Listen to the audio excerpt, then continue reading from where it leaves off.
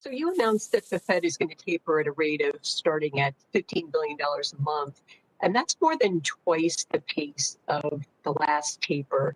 So why are you tapering faster this time? The economy is in quite a different place than when we tapered back in, I guess it was 2013. We were much farther away from maximum employment. Inflation was much lower.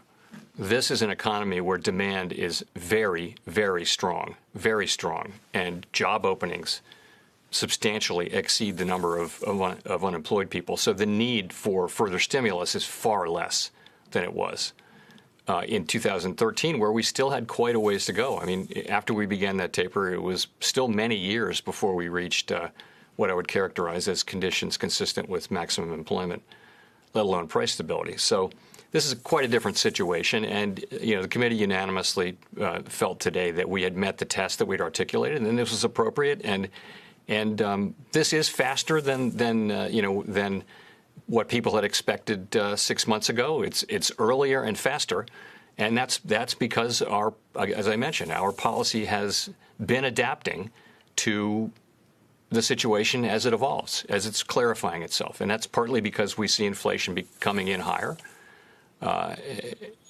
So